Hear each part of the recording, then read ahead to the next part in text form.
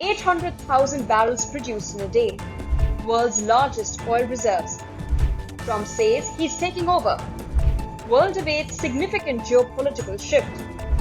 Why was Trump behind Venezuela's oil?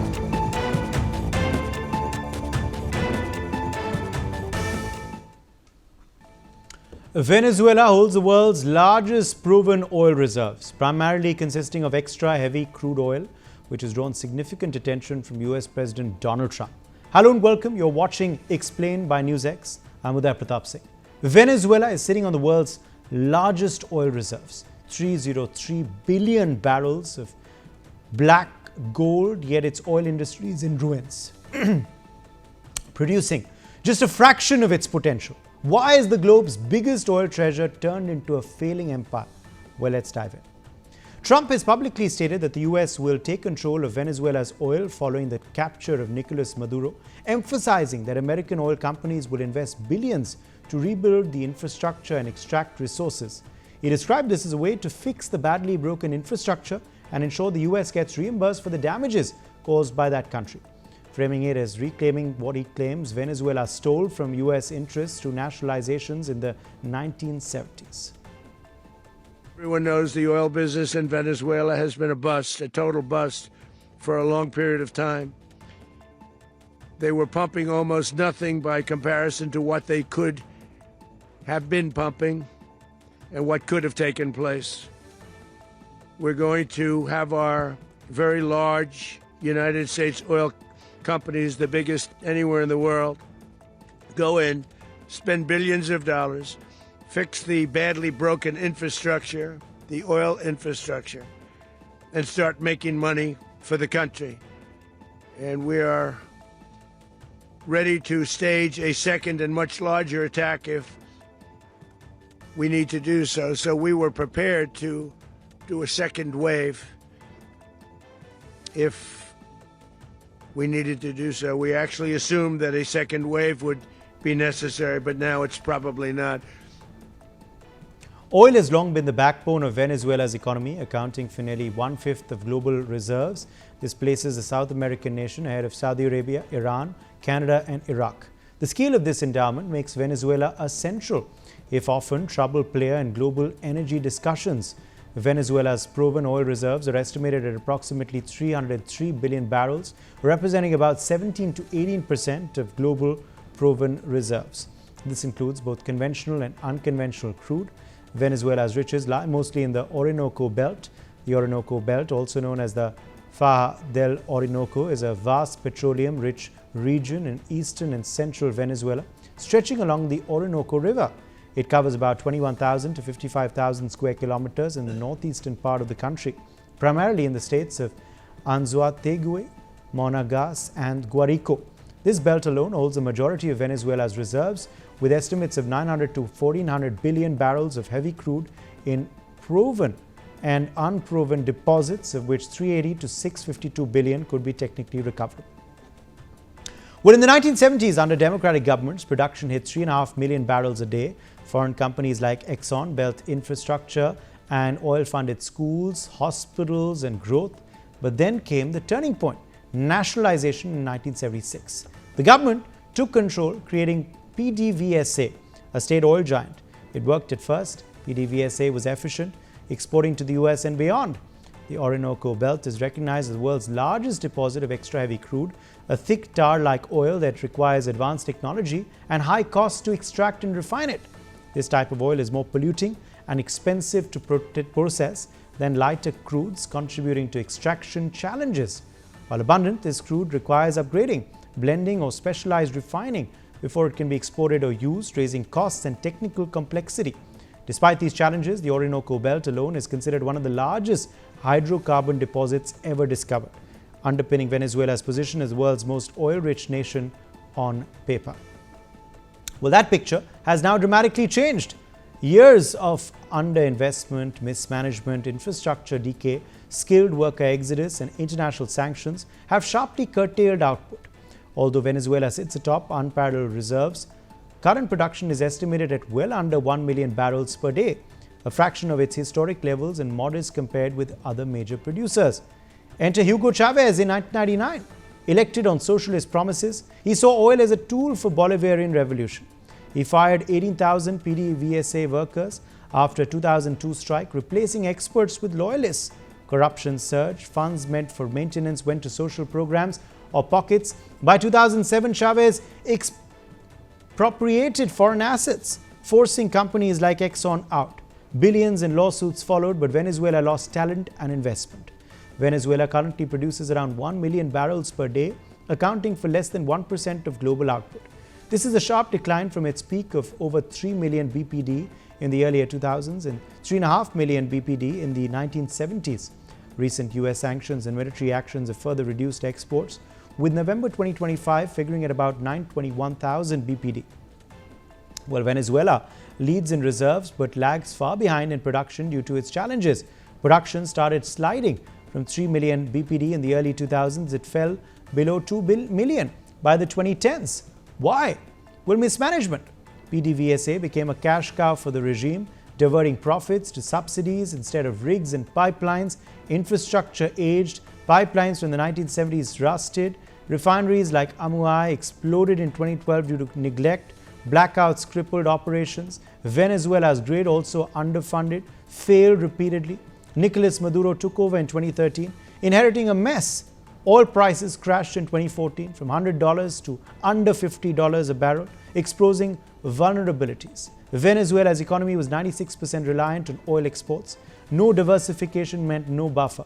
Maduro doubled down. More nationalizations, price controls causing shortages, and borrowing from China and Russia repaid and discounted oil. Debt ballooned to $150 billion, but funds vanished into corruption. Estimates say $300 to $500 billion embezzled since 1999. So how much oil does Venezuela have? Well, estimated at 303 billion barrels as of 2023, Venezuela is home to the largest known reserves of oil. Saudi Arabia ranks second with 267.2 BBBL, followed by Iran at 208.6 BBBL and Canada at 163.6 BBBL. Together, these four countries account for more than half of global oil reserves. The US, by comparison, holds about 55 BBBL, placing it ninth globally. This means that Venezuela's reserves are more than 5 times larger than those of the US. Globally, proven oil reserves, which measure the quantities of crude oil that are economically recoverable with current technology, total approximately 1.73 trillion barrels. Venezuela has some of the cheapest gasoline prices in the world, thanks to extensive government subsidies. As of September 2025, the price of 95 octane gasoline is 0.84 Venezuelan bolivars per liter, which is approximately $0.04 per liter, or 0.13, which is about 4 cents per liter or 13 cents per gallon. This is slightly more expensive than in Libya and Iran, two other major oil-producing nations, where gasoline costs about 3 cents per liter or 11 cents per liter per gallon. For comparison, the average price of gasoline around the world is $1.29 per liter or $4.88 per gallon.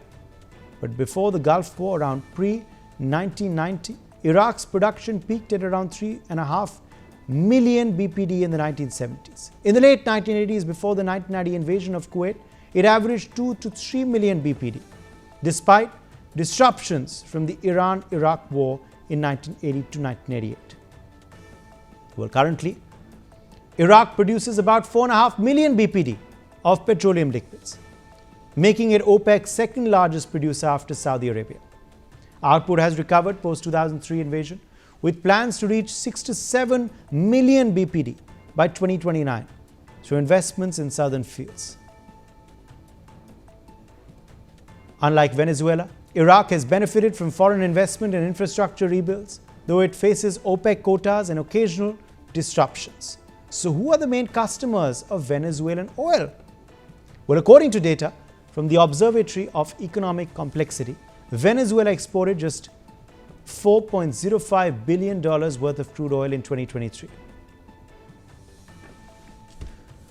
This is far below other major exporters, including Saudi Arabia at $181 billion, the US at $125 billion, and Russia at $122 billion. In addition to crude, Venezuela exports smaller volumes of refined petroleum products such as gasoline and diesel, but these remain limited compared with its potential due to aging refinery infrastructure, technical challenges and sanctions. But following more than 3 years without oil shipments, in November 2022, the US Department of the Treasury granted Chevron, one of the largest American multinational energy corporations, a short-term license to resume limited oil production and exports from Venezuela. Chevron resumed some oil production and exports, but only at a limited scale, as the license came with strict restrictions on the revenue generated from these activities. In 2023, the Biden administration continued to renew Chevron's license, allowing it to carry out limited operations in Venezuela. The resumption of operations was part of a broader strategy aimed at increasing global oil supplies and pressuring Venezuela's government to make political concessions. While the license did allow Chevron to resume its partnership with Venezuela's state-owned oil company, the scope of operations remained limited by US sanctions, ensuring that the Venezuelan government did not directly benefit from the oil revenues. And with the return of the Trump administration in January 2025, after a successful bid for re-election, President Trump issued an executive order in March 2025, imposing a 25% tariff on all goods imported into the US from any country that imports Venezuelan oil, either directly or indirectly. This measure was designed to put additional pressure on nations such as China, Russia, and India that had been increasing trade with Venezuela despite US sanctions. The tariff aimed to curb the flow of Venezuelan oil into global markets while attempting to isolate the Maduro regime economically.